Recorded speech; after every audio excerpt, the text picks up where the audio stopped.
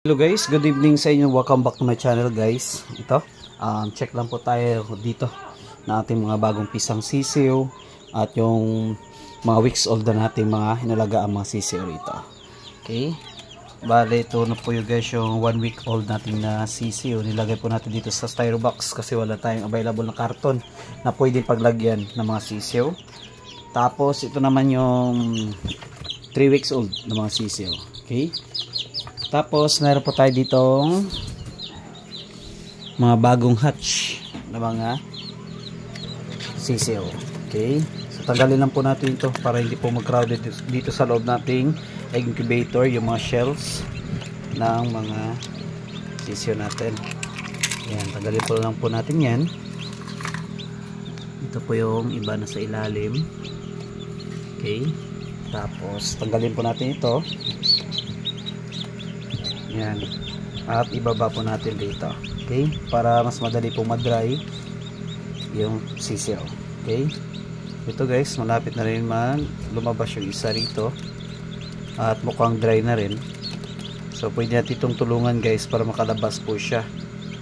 Okay, katulad nito, kung atin na-observe yung balahibo sa loob nag-dry na. Okay, so yung gagawin ko na lang, tutulungan ko lang itong malabas siya. Okay,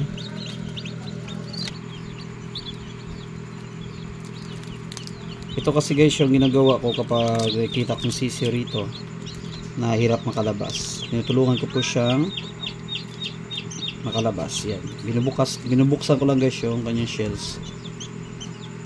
Dandaan lang po tayo sa pagbukas. Okay,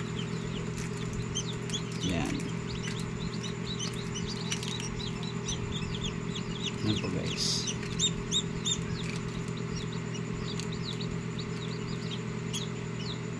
Yan. Okay, so lagay lang po natin dito para mag dry po, kasi minsan guys kapag nahirapan po yung mga sisiw natin na lumabas, ito po yung mga nangyayari. Para hindi po siya na-develop po talaga na maayos. Kung ating nakikita rito sa kanyang paa, ganyan po. Yan. So kakauwi ko lang dito sa bahay at nakita ko po na dry na yung sisiw sa loob, yung balahibo niya. Ito, tinulungan natin buksan yung shell at ito po yung itsura ng kanyang paa ng pagkabukas natin. Okay, so bali hirap pong mabuka, pero observe natin guys kasi kabukasan natin, observe natin bukas kung ano nga ba yung itsura ni kanyang paa rito.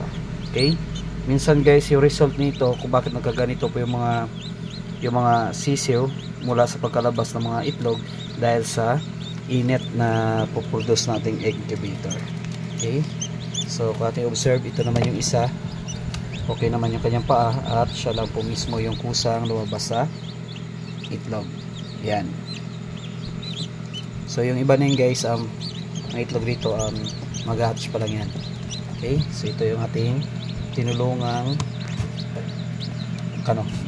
na makalabas sa kanyang shell. Okay, so yun po guys yung kanyang pa. Okay, so yeah, at ito po yung next natin ilagay ng mga itlog. Okay, so ilang guys ating content sa ating vlog, and thank you guys for watching.